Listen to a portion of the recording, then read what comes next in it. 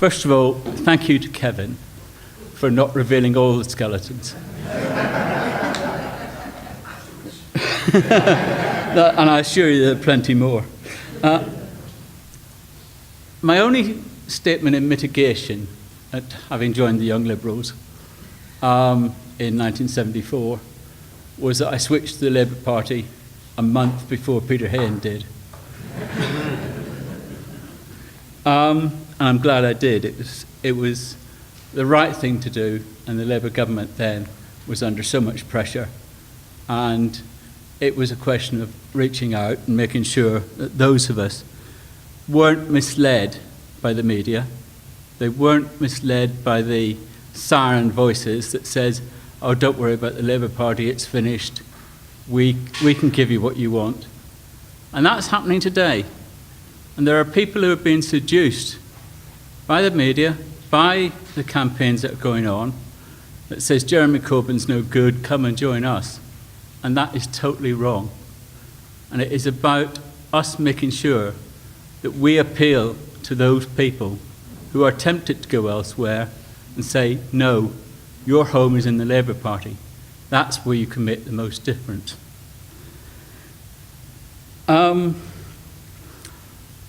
This room is rather special to me. And I suspect, if I see Veronica, wherever she is, that it's rather special to Phyllis as well. Because this was the room that we got selected elsewhere, but it was in the Sycamore Club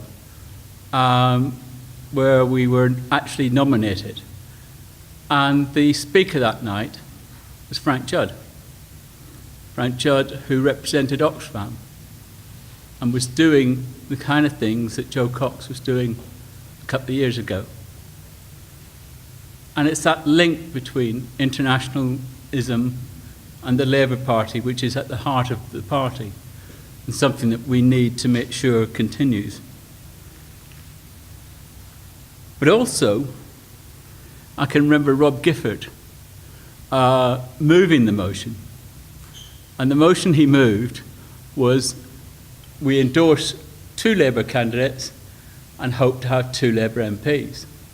What we all knew in the room, including me, was, let's endorse 2 candidates and hope Phyllis wins.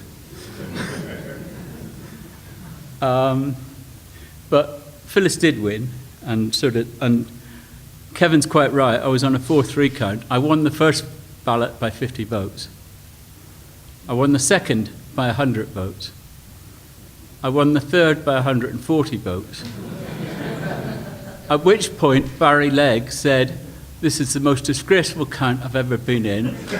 The counting officers are an absolute shower. And I was assured of victory.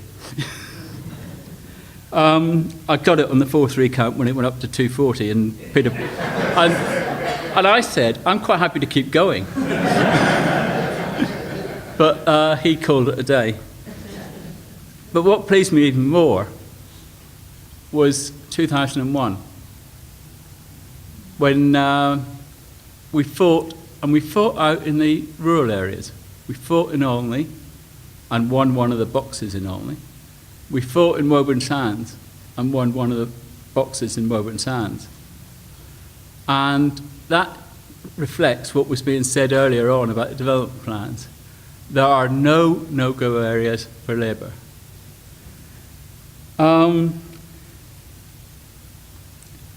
I was hoping Jean would be here today, because one of the things I wanted to say is that merit awards shouldn't be for rent-a-gobs like me. It should be for the people who put their heart and soul into the Labour Party, who don't ask for recognition, but get on, and as she has done since the Second World War and that great Attlee victory, she's put leaflets out, she's campaigned, and she's never complained about doing all that work. And she's been a shining example to people, just to what ordinary people can do, because this is a party about ordinary people. We're nothing special. We are united by what we believe in, and it's the collective action that gives us our strength, not an individual one. But Jean's one of those kind of people that is still doing it and putting us all to shame 70 years later. I've been quite lucky. I've done every job in the Labour Party, from every branch officership, for those who remember district parties, and I know Neil does, I've done every district officer post. I've been agent, as Kevin's said. I've been involved in a number of different offshoots of the Labour Party in the co-op, running the club and things like that. But there are two that I'm particularly happy about. One is being on two regional executives, Central and South East. And for those of you who are calling for the recall of regional conferences, Irving, going to Skegness in February is not the most salubrious thing to do.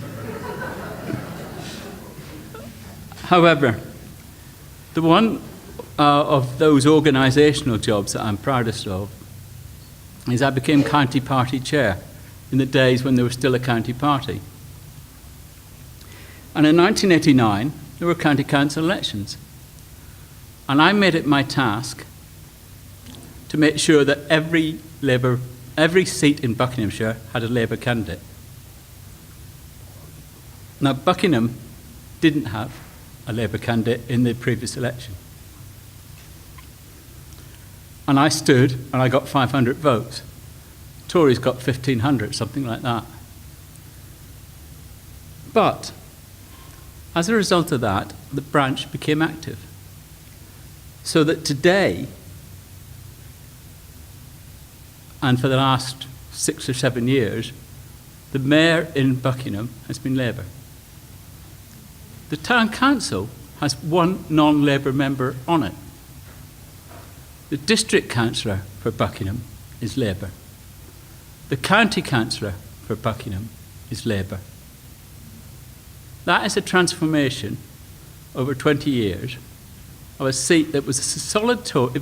If anybody said in the country what represents the Tory party, it would have been Buckingham. Yet we now hold that seat in that area. And that is an inspiration to us all. And it's only 10 miles down the road. And it's something that we should be proud of. Kevin didn't mention the thing that I'm actually proudest of. Most of you will have heard of the Local Government Association. And the Local Government Association was the result of a merger of the Association of District Councils, of which Milton Keynes was one, the Association of County Councils, and the Association of Metropolitan Authorities, which included the London authorities. And in 1992, after the defeat which Kevin referred to, and we were all really low, I was on the ADC, the Association of District Councils, and the leader then said, we've got 3 meetings coming up to discuss the possibility of merging the 3 organisations into one. And there's 3 meetings coming up. Can I have a volunteer to go to those 3 meetings? So Muggins here volunteers to go to those 3 meetings. And then for the rest of 92, the whole of 93, and most of 94, there was a meeting every fortnight to discuss the setting up of the LGA. And it was fortuitous that I was on there, because if you went through the list of people who were representing the district councils, they were the leaders of Norwich and Blackburn and Leicester, all strong Labour citadels, of Bristol. If you look at the counties, it was Northumberland, it was Durham, it was the strong Labour authorities. If you looked at London, it was Tower Hamlets, it was all the strong Labour authorities. If you looked at the Mets, it was Newcastle, it was Sunderland. And everywhere they were used to ruling with a large and strong Labour group. I was the only one, and we were a minority administration. That sound familiar? A minority administration in Milton Keynes on the district. And I was also on Buckinghamshire County Council in opposition. And I kept arguing that it isn't about having the strength of where you're in control. It's about how minority groups can influence the LGA Labour group. How we can get that voice of large areas of the country that aren't represented to be represented. And at first I was ridiculed. Oh yeah, you don't know what you're talking about. We run a real council. But eventually, we actually got it through, and many years later, when we lost control of the LGA, a number of people, including Jeremy Beecham, leader of the LGA, came up to me and said, we should have listened to you earlier. And that was something that I was particularly pleased with, because we actually created the organisational structures, and Kevin and others will tell you about how useful they were, that allowed a Labour voice from non-typical Labour areas to actually put their ideas forward and get a say. Which brings me to November 1994. And the thing I wanted on that day was to be secretary of the LGA Labour group. And we were appointing all the posts. And most of the other elections were uncontested. This one was contested. And the person who contested it was the leader of Coventry, Brian Clack, who was a really good leader of Coventry. And he had the support of the metropolitan areas, he had the support of London, and he had the support of the counties going into that morning at the Connaught Hall. I had the support of the districts. By the end of the morning, the counties had swung behind me because they discovered I was a county councillor. And London and the Mets had fallen out as usual. So I was elected secretary of the LGA Labour group, which is where I was able then to be on the negotiating team that talked to the shadow cabinet, as it was in '94 in the run-up to the '97 election, putting forward policies on transport, planning, local government, and a whole range of others, some of which some people in this room still disagree with me on, but that's life. But that run-up made a lot of useful contacts for Milton Keynes. So having been elected as the Labour Group Secretary, I had to come back to Milton Keynes. And there was a small matter that night of the selection for the North East candidate for Milton Keynes.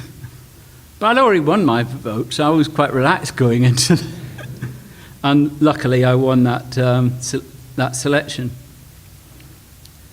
And as Kevin has already said, it brought us to election day. And I just want to place on record my thanks to people like Neil Williams, to people like Paul Day, to people like Les Munn, John McClinton, who did work, and there were several others, Dave Driver and a few others that have gone out of my head temporarily. But they actually went around Newport Pagnell, went around various places. My campaign that election was in my motor caravan, driving around Milton Keynes playing that horrible song. And I never want to hear things could only get better. Yes, I know, I keep trying to hide it. But Kevin's described election day, and that was tremendous.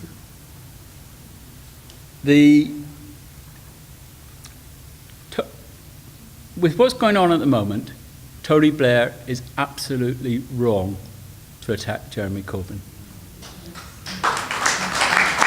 I didn't vote for Tony Blair. I voted for was it Margaret Beckett, I think it was. But I supported him because he was our leader. I didn't vote for Jeremy Corbyn, but I support him because he's our leader. And that's what we should do in the party. You have your battles, you have your differences, but you unite after the result and back whoever's won. And I think it's important.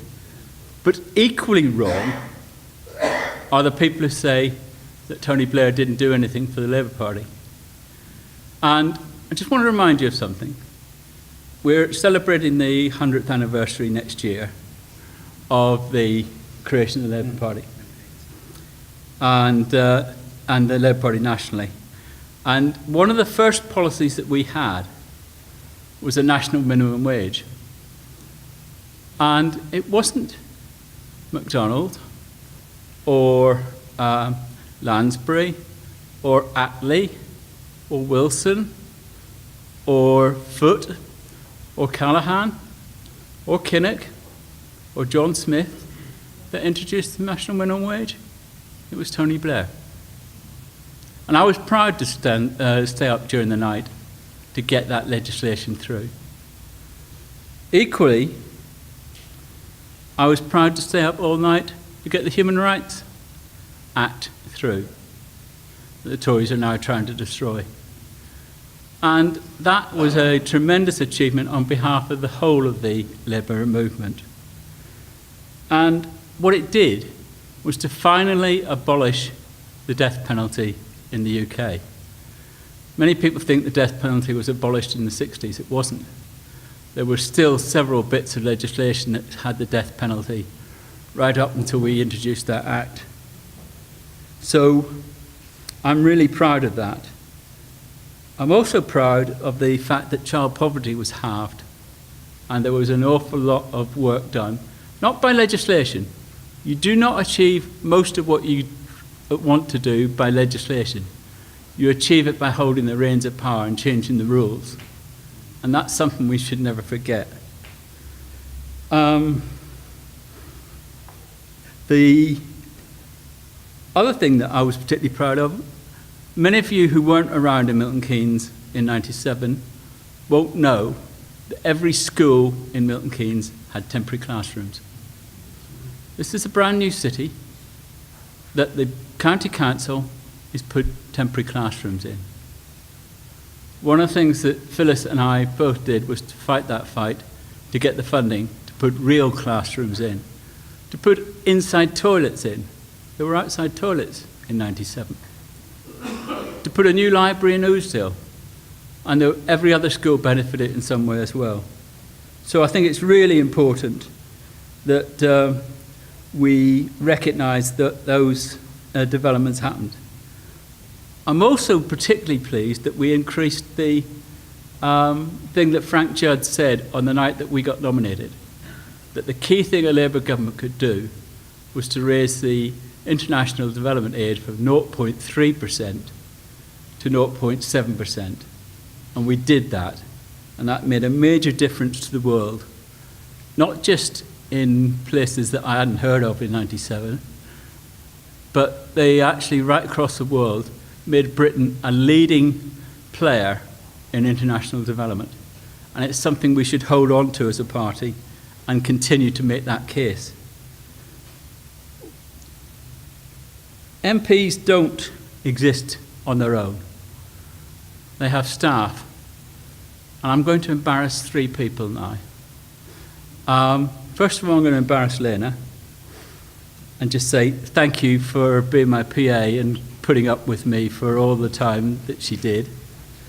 But also for something that a lot of you won't know about. Lena was my immigration caseworker.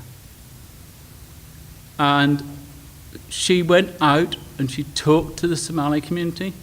She talked to lots of different communities and made a difference to them being able to stay in Milton Keynes and contribute to Milton Keynes. So much so that she, at the end of when I lost my seat, she was advising solicitors on what the law was.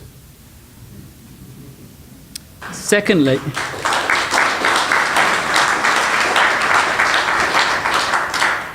Secondly, I want to thank Kathy, because Kathy did a lot of all the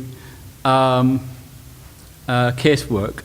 And MPs can't exist without, and as Veronica and Pam will know, doing that work for the ordinary people, the people who come through your doors and have a case. I think it's really important that we recognise that it isn't just the MP who gets the glory, it's the staff who do the actual work. So thank you, Kathy. And finally, I want to apologise to Abby. When I first got, I've said this to her privately, but I'm going to say it publicly. When I got elected, this little graduate came to me and said, I want to get involved in politics. Can I have a job, please? I'll work for nothing. And I'll be your intern, and I'll do all this. So I said, okay. So she started working, and about 3 weeks later, I called her into my office. And I said, this can't go on. And I handed her a brown envelope. Inside the brown envelope was a contract of employment, backdated to the day she started. But she still hasn't forgiven me for that. I will skip over, and equally you can't get away without having support in Westminster as well. So thanks to two people you won't know, Kay and Guy and a few others, who did that work. I will skip over my time on the council, but I will say two things more, Chair. One is on the referendum, and one is on a subject now closer to my heart than it was a few weeks ago. My first vote in 1975, was when I was 3 days over 18. So I got to vote in the 1975 election, referendum. And I was in Belfast. And I voted to stay in the European Union, to remove the border between Northern Ireland and the Republic. Because if we were both in the same, citizens of the same organisation, there was no point in fighting about a border, that it ceased to exist. Now, it took 20 years, but the Good Friday Agreement would not have been possible if Ireland and the North had been in two separate countries. And that's something we should remember. When you create artificial boundaries, you create disputes. I will also be voting to remain next week, not because of the sideshow that you see on the TV every day, which is a joke and a pantomime. But I remember Jacques Delors speaking to the TUC Congress and articulating a vision where workers' rights were protected, where the forces of globalization were confronted, where a Google of this world can be challenged not by an individual sovereign government who don't have the power and the strength to do it, but by the collective might of 29 different countries. And you can do that if you're that number of countries. You can't do it as an individual country. So it's important that we actually challenge the forces of globalization, which won't go away if we actually vote to leave, but which will affect our chances to combat it. And that's a vision worth fighting for. Sustainability, workers' rights, and protection against globalization. And we don't see that positive vision often enough. Luckily, in the last week or so, it has started to come forward. My fear was that it might have been too little too late. I hope not. Finally, Chair, and I'm reaching the end of my breath, but I'm actually proud to live in a country that has given its citizens the greatest gift any country can give it, which is the right to free health care at the point they need it.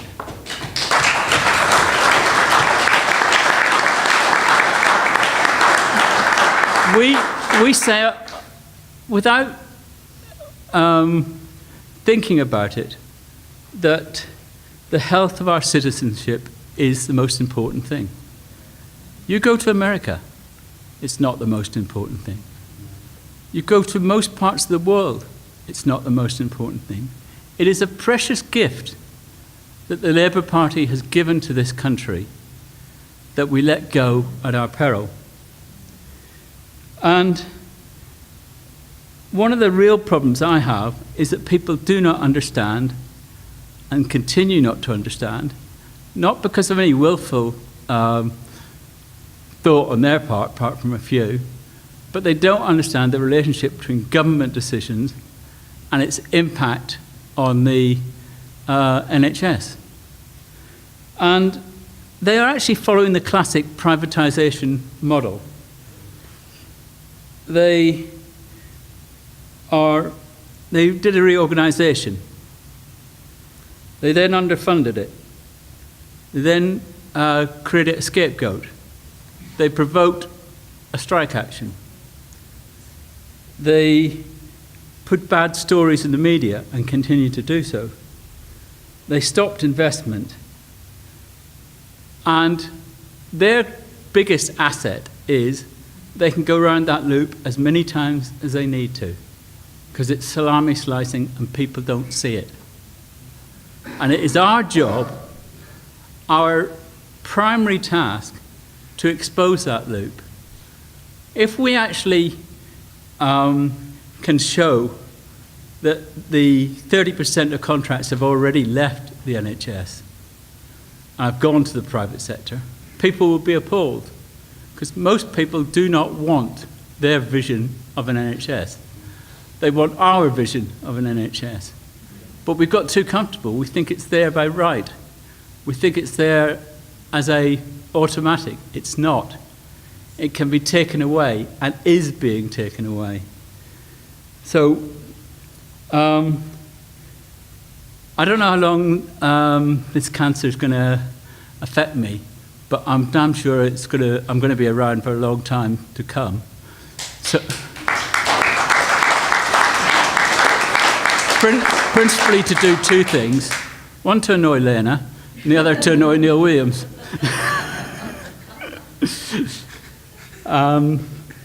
But no, seriously, it is important that we actually combine to fight. Now, I give you one promise. When I go home from here today, I'm going to ask myself one question.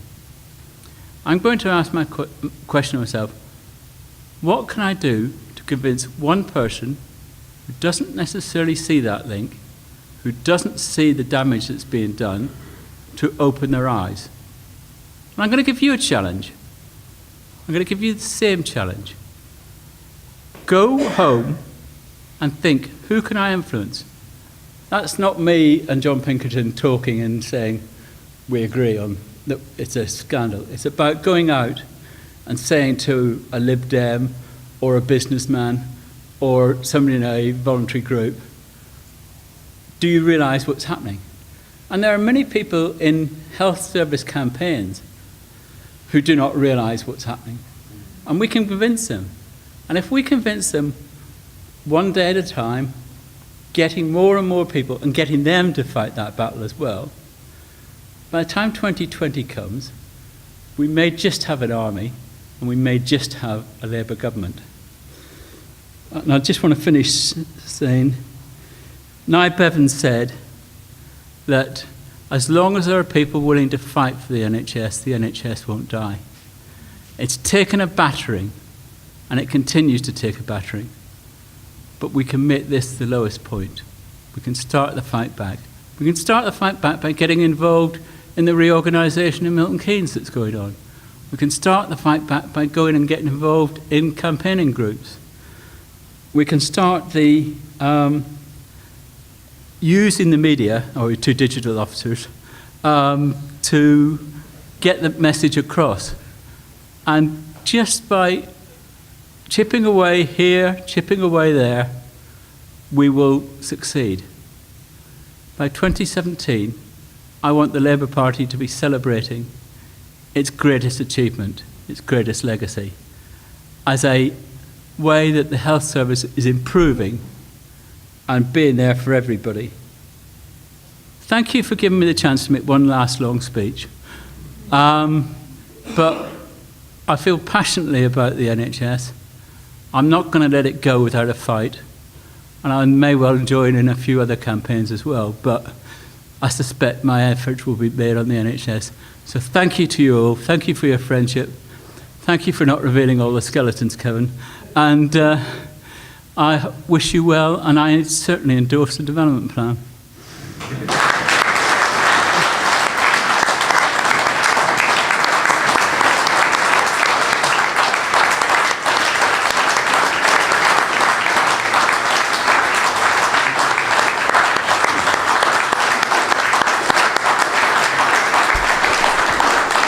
Thank you, Brian.